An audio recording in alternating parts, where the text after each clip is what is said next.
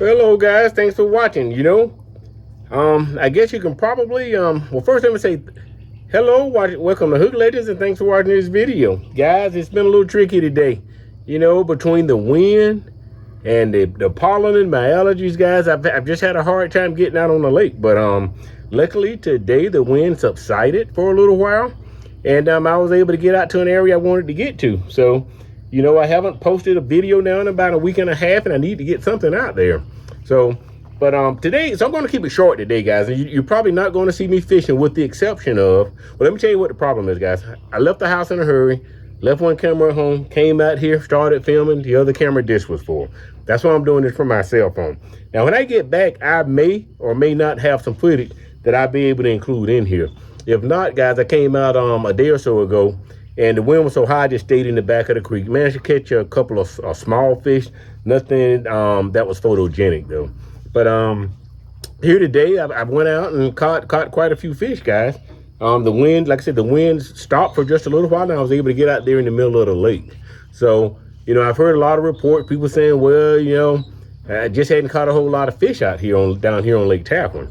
Well, I was out here today, guys. I did not see a single crappie fisherman on the water, which isn't really much different than previous years, guys. Usually after the spawn, usually after the spawn, I just don't see a lot of boats out here fishing. A lot of fishermen out here fishing for crappie, until the fall or the winter time again. Guys, crappie eat every day, just like you and I.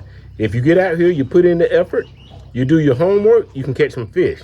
Now, a lot of people say that, well, the lake there is all fished out. Nah, nothing could be further from the truth, guys. There's a lot of quality fish to be caught out here in Lake Talin. I will admit to this. Lake Talin, of all the places that I fish, it's probably the hardest to find the fish. They move around a lot, and, but you just have to get out here and do your homework and figure out where they're moving to. Like most fish everywhere, once you pinpoint fish and you get on top of fish, the catching the fish really isn't the difficult part. Catching the fish is not hard. Finding the fish, that's the hard part, guys. So that just comes with experience and just getting out here. Now, one of the things I'll also say that, Lake Talin are the most consistent, inconsistent fish I've seen anywhere. From one year to the next, they do something totally different. Last year, after they spawned in the shallows, and they kind of stayed up into the in the creek somewhat. Some eventually went back out towards the river channel. But guys, these fish went back into the winter pattern after the spawn. I got some nice fish here in my live well, and I put up some pictures of them. I got some nice fish here that will make a good tournament day, guys. Some tournament fishermen would love, and I kept 7 because I just want to get back to the house and win and see what my total is. But I caught 7 nice fish. But every last one of those fish came in the dead center of Lake Talin, guys. Get out there, find some deep water flats, some deep water holes. The fish are out there. Now, guys, this lake is loaded with some stripers. I may put up a picture here of a striper that I landed today. And that was my biggest challenge. I saw crappie, I saw stripers. Saw a lot of gar. The stripers were faster than the crappie. So I was having to snatch my bait away. Sometimes I wasn't successful. And one of my reels only have half the line on it that it normally has. But anyway, guys, that's not even the subject that I want to talk to you about today. Today I want to talk to you about a rod modification, okay? And guys, I've been hiding a secret from you in plain sight, okay? For the past probably 2, maybe 3 months, I've been using a 16-foot rod. Now, some of you have paid attention to that and you asked questions about it. But what you probably didn't pay attention to, guys, is that I shortened the end of it up, okay? So, you ever wondered why the tour professionals use 16, 17, they're even going to 18-foot rods these days? Guys, when you're out there in that deeper water, you're just going to be so much better off with that long rod. If you throw out there and you miss the target, the fish in this lake constantly move, so you're going to miss the target. It's not about accuracy. It's about being accurate and what the fish are doing at the same time, okay?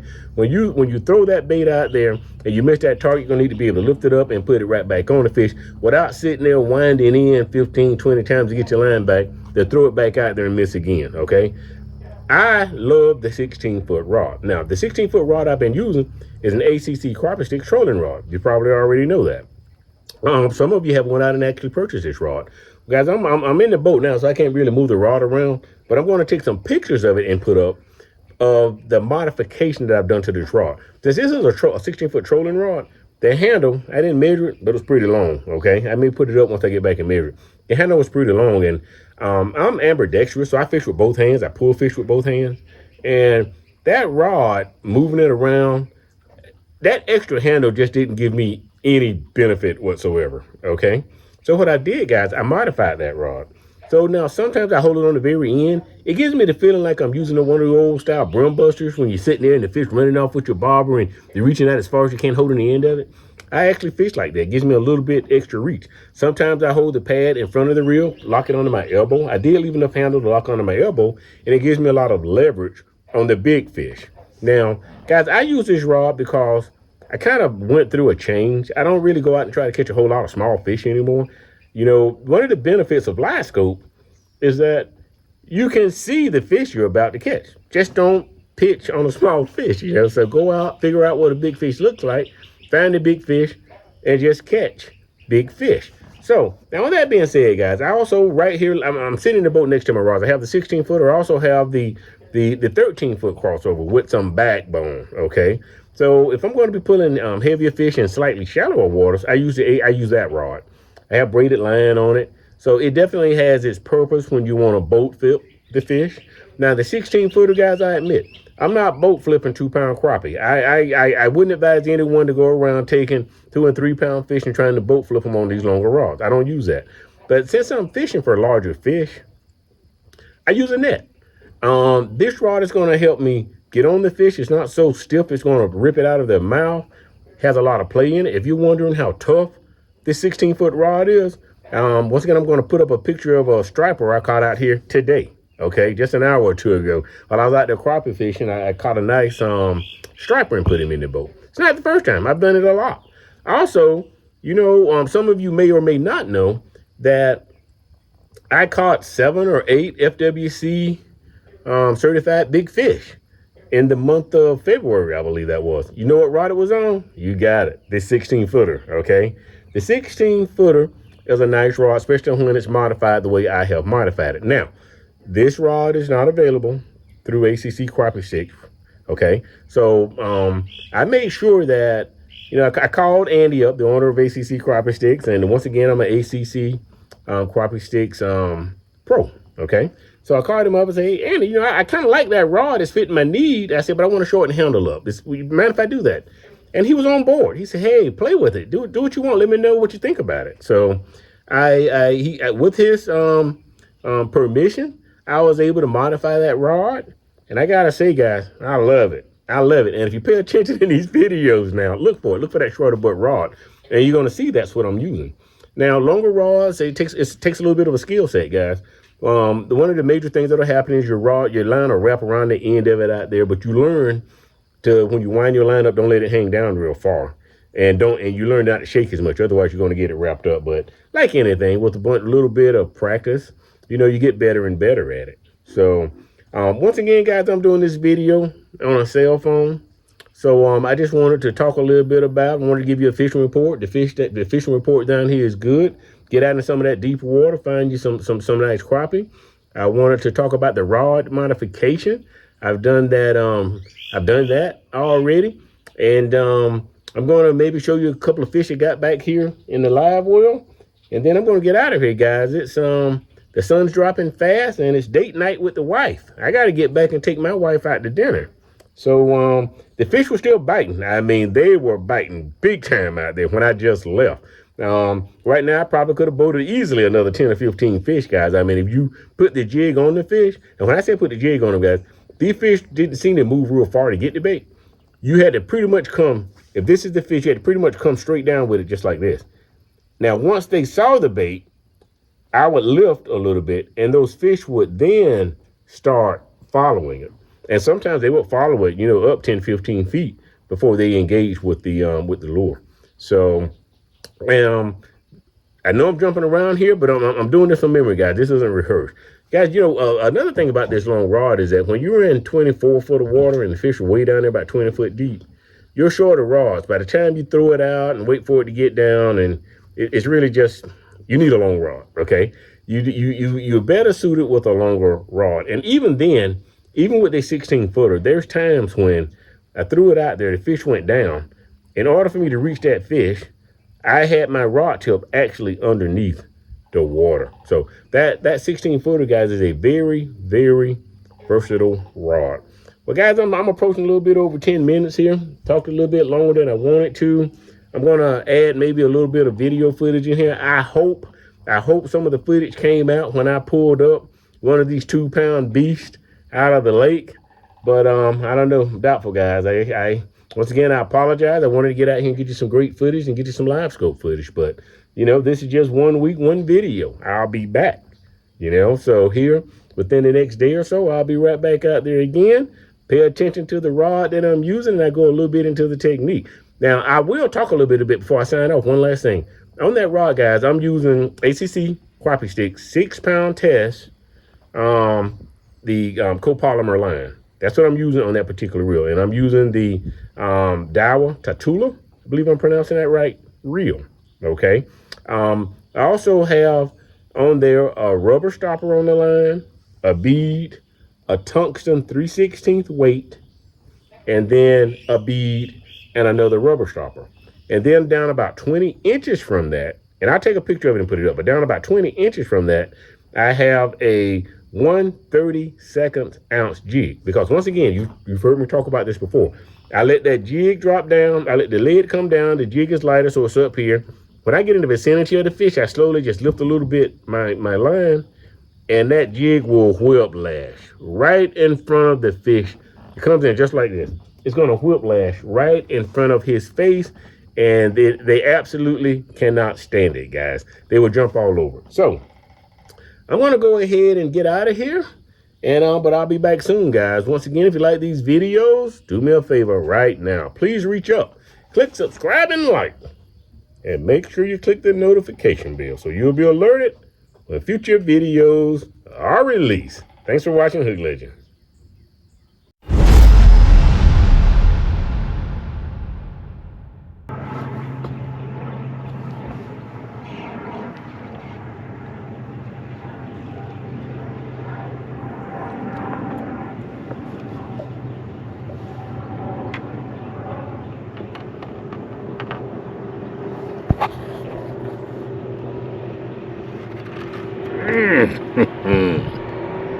Gotta love it. They tackle. He's a little small to me, folks. This fish is a little small. I mean, I think he's a keeper. I think that's a 10-inch fish, but nah, I don't think he's 10. I take that back. He's got to go back. See you, little buddy.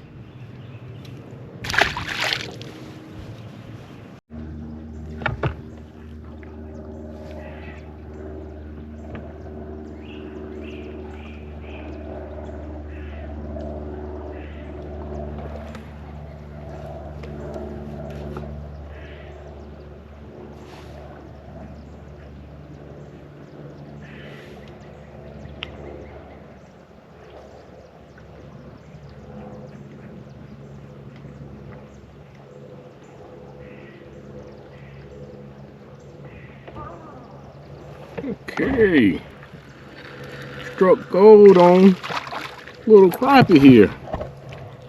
Struck gold on little crappie. Just out here cruising. Might be 10 inches, but I'm throwing them back. Gonna toss him back, let him live to fight another day. Let's get him back in the water.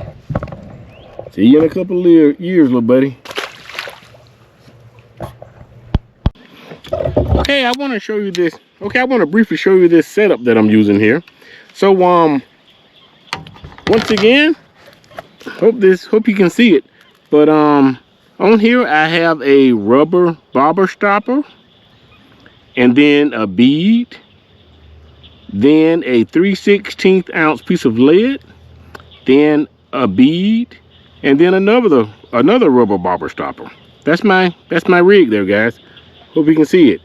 Rubber stopper, bead, tungsten weight, bead, rubber bobber stopper. And I'm using ACC crappie sticks, 6-pound test line. And I'm using Hook Legends jig here. This is a June bug. Hope you can see that good enough. This is a June bug jig. So that's what I'm using on a 1/32 ounce jig head. Okay, 1/32 ounce jig head. Now, when I'm downsizing, I go to something just a little bit smaller, and I'll use one of these gaping. Hope you get to look at that. I use one of these gaping jigs. This is a 164, guys, tiny, but the fish absolutely love it. I only use this when the bite is tough. So just wanted to go ahead and show you what I was using there, guys. Let's get back to the fishing.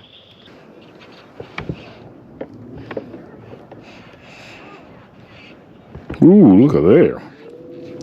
Don't know exactly how big they are, but looks like they'll be fun to catch. Okay, I'm gonna put a nibble on here and see if I can entice a bite.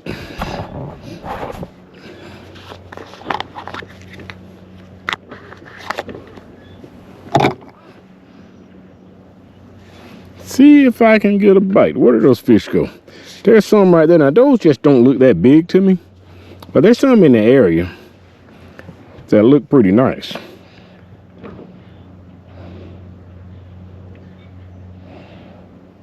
See there? See those fish? And see how that nibble turned it around? You see how the nibble changed the game? Boy, the fish are smelling strong here. They're bedding up in this. They're bedding up in this cove somewhere. They are bedding up in this cove.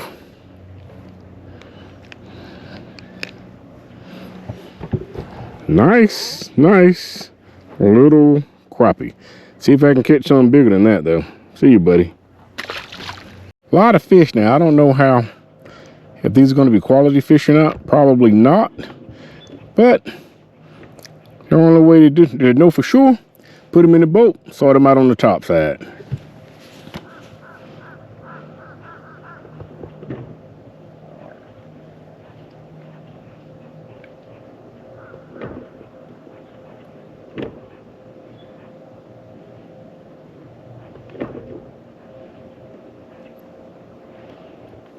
I got a feeling a lot of those are little small crappie. Now I got to move from this spot. These fish have size issues.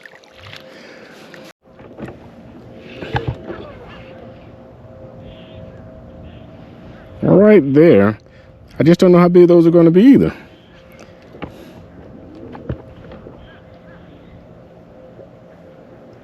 All right. Well, let's put a jig on them. Try to make that bait land as softly as I can in the water.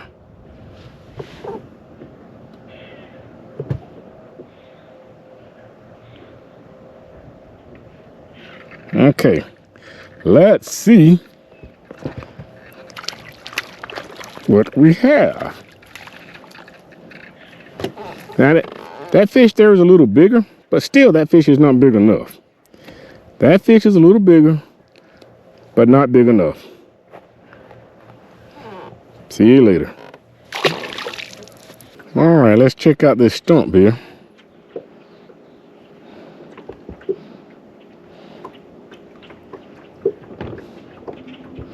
See if there's anything on it that wants some dinner.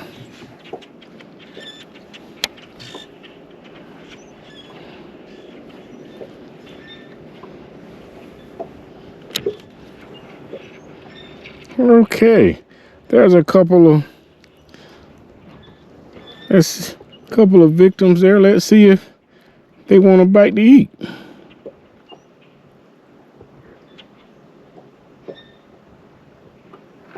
Yeah. Now that fish, oh, look at there. That's interesting. Nice little bluegill. Now, guess what I want to tell you is that, once again, I downsized bait. And look at there. That fish is on the bed. Those fish are bedding out there. Now, I downsized bait to just encourage a strong bite. But those fish are actually bedding out here around these stumps. You see that? Those fish are bedding. See if I can throw back in there and catch another one. Beautiful, beautiful little bluegill. Oh, come on, little buddy. Don't go back there. Let me put you out there so you can... You almost jumped back in the boat by itself. See ya.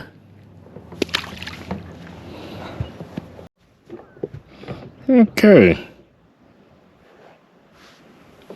That looks like a...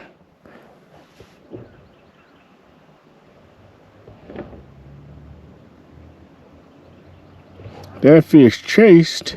Come on, one of these in here ought to want something to eat. Ooh, that big guy came on. You saw that? That fish came up there and acted like he wanted it. Boat flip. Boat flip. Okay.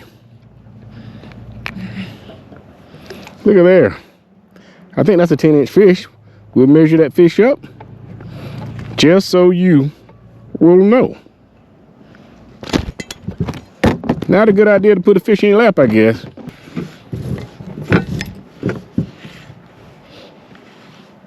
See that? That is an 11. That, my friends, is an 11-inch fish. See if we can catch some more of them.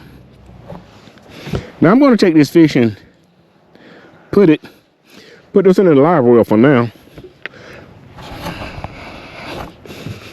My wife wants some fish to eat. So, matter of fact, I want something to eat too. See if we can catch another one.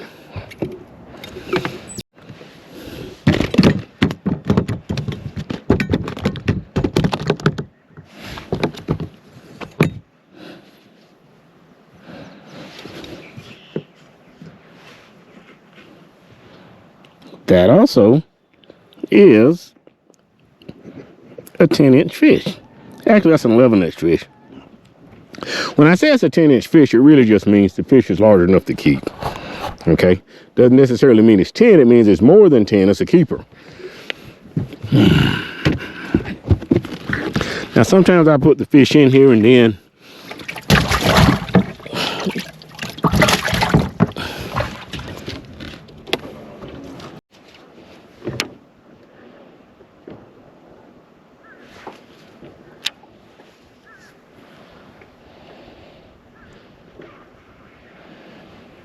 got a little school of crappie out there. No monsters in that school, but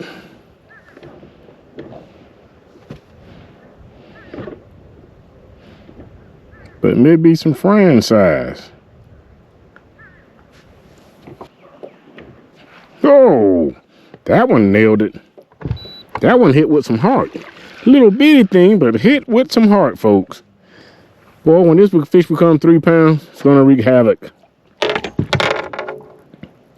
Nice little fish, and I mean little. See ya.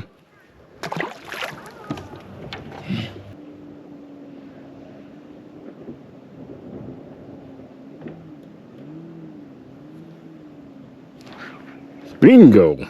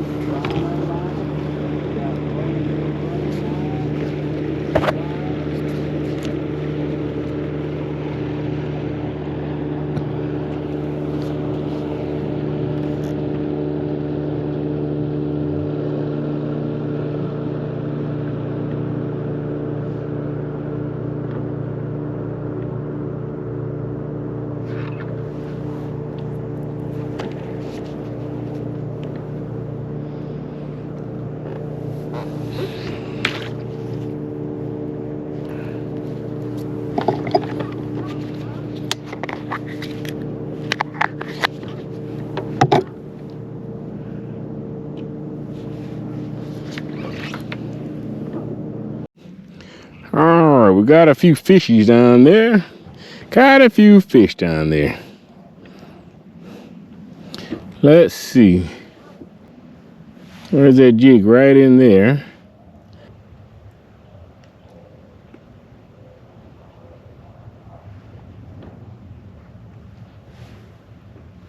Okay, and we nailed one, folks.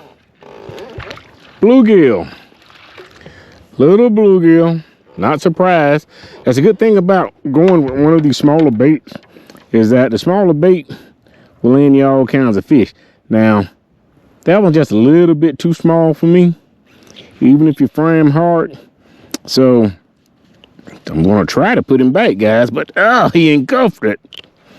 Gonna put him back. And see, the bluegill and the crappie will hang out down there together. You ever had one of those days where you think, you know, your luck just might be about to change? Okay. Go out here and do me old, what I call a hook move. I look to see which way the wind is blowing, and then I position myself downwind from the fish. So there they are. Some nice fish in there. See if I can get the boat turned around. I don't want to get too close to these fish. I'm within 15 feet. Don't want to spook them. Go ahead and adjust out to 30, which is I like to work my fish at about 30 feet. They're about 8, so I'm a little close, but hopefully the wind's going to take me back. Bump those real thrusters. Try not to create too much turbulence. I am closer than I want to be to these fish. Closer than I want to be. But I'm going to offer these fish a gift. And he accepted it. He accepted the invitation. That fish accepted my invitation to the gift. Okay? Once again, see if I can get backed off of these fish. God, they must have scattered when I caught that one.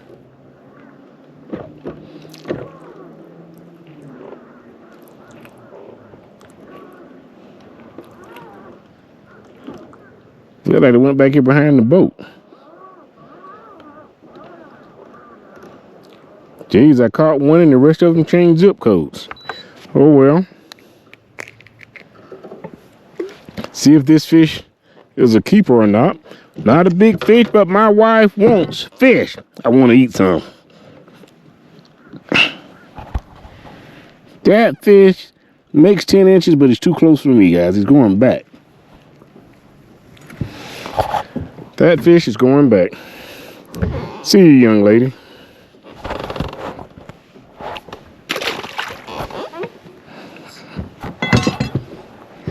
Now, we got ourselves a school of roamers right here, folks. Not on structure. School of roamers. Let's see if I can pick off one or two.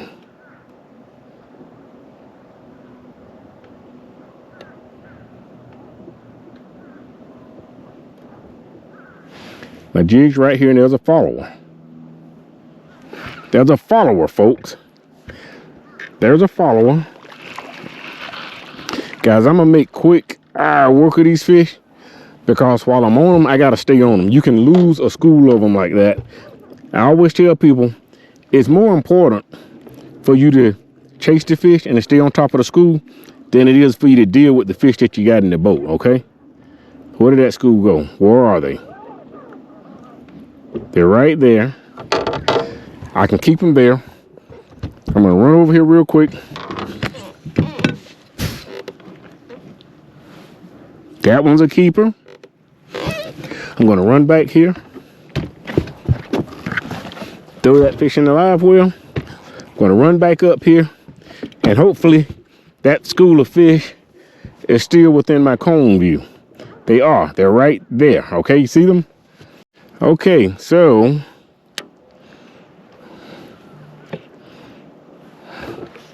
see if these fish are doing that late evening feed. They're not biting the well, but they are doing a late evening feed before it gets dark. So even when the fish are not biting good, sometimes you can look up and catch yourselves one or two of them. Now I gotta locate my jig.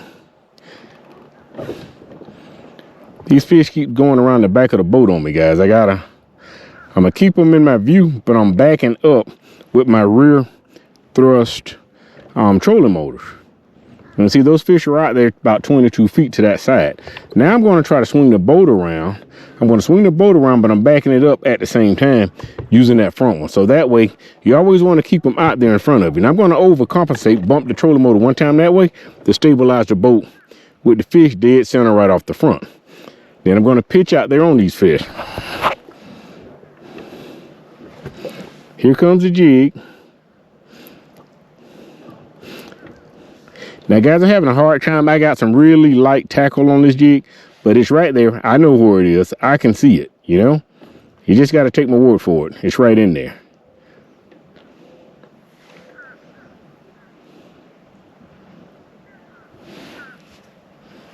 Fish is coming up at it. He's coming up. Now, he's on there. I missed him. Now, I have a ghost tree, guys, but I can adjust that ghost tree out, but I like how everything else looks. So I live with my ghost tree. You know, I tell everybody who's in here fishing, look, I got a ghost tree. They said, well, do you know how to adjust it out? I'm like, yes, I do. But I want it there because I just like everything else about it. And since I know it's a ghost tree, I know I'm not going to get hung on it. Doesn't really cause me any problem, you know? So right there, they're right out here in front of the boat. I need about 7 or 8 more of these. Now, the ghost tree does cause a problem when you go down there in it and you can't see your jig. Okay, so I'm going to keep it up, keep that jig in front of that ghost tree. Put this down there on them. See which one. I see one moving quick. One's moving on it. Change his mind.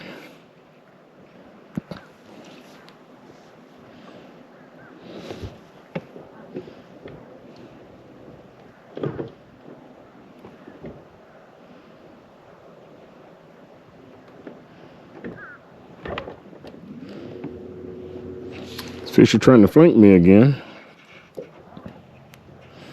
Okay, got him right out front.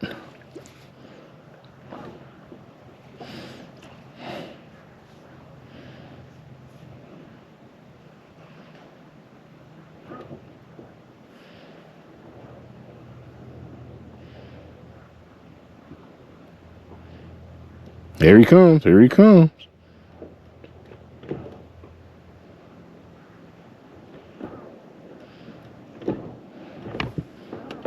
Broke off.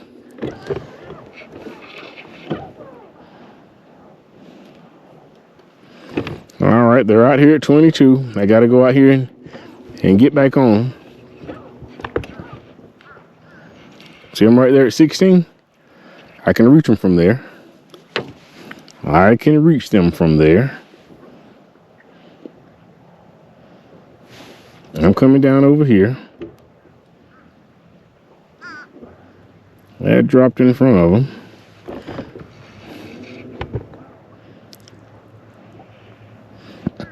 Looks like they're going back down to that stump. There we go. Got it right there in front of their face. We're right in here. And they just don't seem very interested. And that tends to happen. I mean, once you pick off a few of their buddies, they can hear it. Looks like one's interested. He's interested. Come on.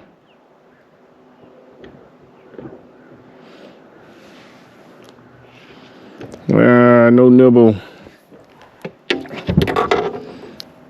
No nibble.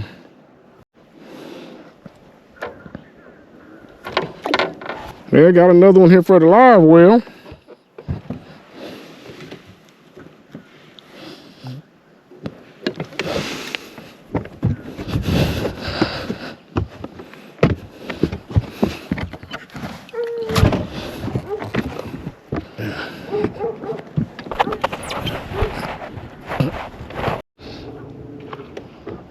Okay, there they are, right out there about 14, 16.